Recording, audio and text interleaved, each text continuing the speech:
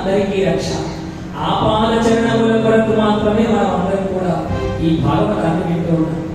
జయ గోపాలకృష్ణ భగవానికి. ఆ విధంగా పరీక్షిత్ మహారాజుకు శుభయోగేంద్రుడు భాగవత మహాపురాణాన్ని వినిపిస్తూ ఉన్నాడట. పరీక్షిత్ మహారాజు ఇప్పుడు ప్రశ్న వేశాడు.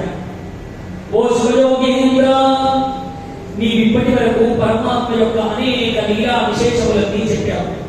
కానీ పరమాత్మ మొట్టమొదటి అవతారమైనటువంటి మత్స్యావతారాన్ని ఎందుకు ఎత్తారు నాకు ఇంతవరకు తెలియజేయదు.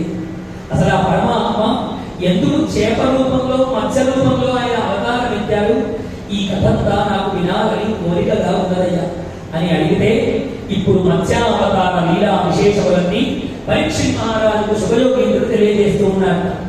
ఒకసారి ఆలోచన చేయండి, ఏదైనా ఊళ్ళో చేపల మార్కెట్ ఉందనుకోండి, అది ఇటువైపు ఉంటే వెళ్ళే వాళ్ళంతా కొనుక్కునే వాళ్ళు తప్ప ఆ చేపల మార్కెట్ నుండి వెళ్ళడానికి ఎవరు ఇష్టపడరు. కారణం ఏమిటి అంటే అక్కడ వచ్చినంత కంపు ఇంకెక్కడ ఉండదు వాసన రూపంలో.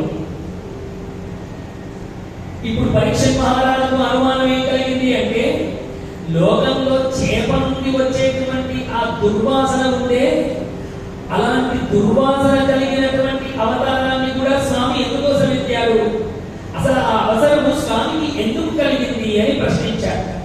ప్రశ్నించగానే శుభయోగీంద్రుడు పరీక్షిత్ మహారాజుకు తెలియజేస్తున్నాడు. ఓ మహారాజా పరీక్షిత్తు, నీకు పోయిన కల్పంలో జరిగినటువంటి ఒక అద్భుతమైన గాథను చెప్తాను వినవయ్య. బ్రహ్మగారికి రాత్రి అయినటువంటి సమయం. ఎప్పుడైతే పగలు రాత్రి బ్రహ్మగారికి అయింది అంటే 14 మన్వంతరాలు అయిపోతే ఒకసారి పగలైనట్టు, మళ్ళీ 14 మన్వంతరాలు అయితే రాత్రి అయినట్టు, ఇట్లా పగలు రాత్రి 2 అయితే ఒక కల్పం పూర్తయినట్టు. కల్పము పూర్తయినటువంటి సమయంలో బ్రహ్మదేవుడు నిద్రిస్తూ ఉన్నాడు.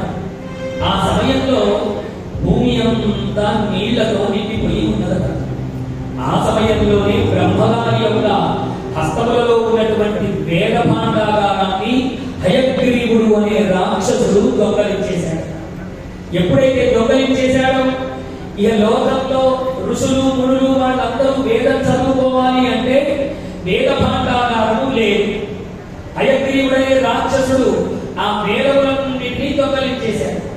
అసలు ఈ హయగ్రీవుడు ఎవడు అంటే, హయము అంటే గుర్రము, గ్రీవము అంటే మేడ, గుర్రపు తలకాయను కలిగిన వాడు అని అర్థం.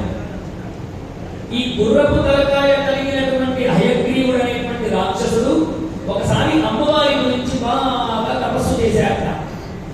మహాకాళి, మహాలక్ష్మి, మహాసరస్వతి, బాలాత్రిపుర సుందరి స్వరూపమైనటువంటి లలితాపరా భట్టారిక గురించి తపస్సు చేశాడు.